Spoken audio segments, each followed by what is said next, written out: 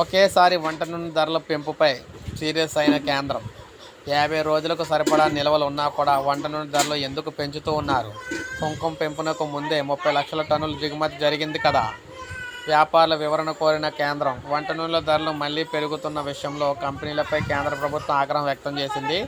తక్కువ సుంకాల వద్ద దిగుమతి చేసుకున్న నూనెల నిల్వలు సరిపడా ఉన్నందున దేశీయ రిటైల్ విపణిలో ధరలు పెరగకుండా కొనసాగించాలని సూచించినప్పటికీ ధరలకు ఎందుకు పెంచుతున్నారో వివరణ ఇవ్వాలంటూ వంట నూనెల కంపెనీలకు ప్రభుత్వం కోరింది. దేశీయ నూనె గింజల ధరలకు మద్దతు ఇవ్వడం కోసం వివిధ వంట నూనెల దిగుమతులపై ప్రాథమిక సుంకంని ఈ నెల 14న కేంద్రం పెంచింది. ఈ నెల 15న వంట నూనెల పరిశ్రమ సంఘాలతో ఆహార మంత్రి ఒక సమావేశం నిర్వహించి సుంకాన్ని పెంచక ముందే భారీ ఎత్తున దిగుమతి చేసుకున్న నూనెలు నిల్వలు ఉన్నందున వాటిని రిటైల్ ధరల్లో పెంపు ఉండరాదని స్పష్టం చేశారు.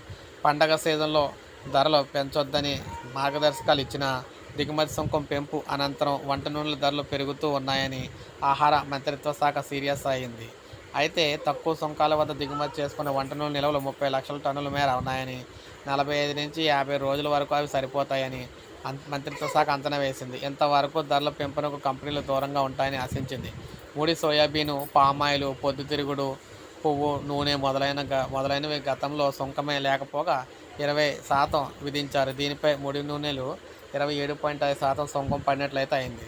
శుద్ధి చేసిన పొద్దుతిరుగుడు, పువ్వు నూనె, సోయాబీను, పామాయిల్పై సుంకాన్ని 12.5% నుంచి 32.5% చేశారు. ఫలితంగా వీటిపై సుంకం 35.75% పేరింది. సో అందువల్ల అయితే యాక్చువల్లీ కేంద్ర ప్రభుత్వం దాదాపు 2 నెలల వరకు కూడా పెంచొద్దని చెప్పేసి చెప్పింది. కానీ వీరు ధర పెరిగిన వీళ్ళు పెంచిన వెంటనే వీళ్ళు పెంచేసి అమ్ముతున్నారన్నమాట. సో మళ్ళీ సీరియస్ అయింది కాబట్టి మ్యాక్సిమం మళ్ళీ నూనె ధరలు అయితే తగ్గబోతున్నాయి. సో ఇది మనకు అప్డేట్. ఒక లైక్ చేయండి, సబ్స్క్రైబ్ చేసుకోండి, మన ఛానల్ సబ్స్క్రైబ్ చేసుకోండి.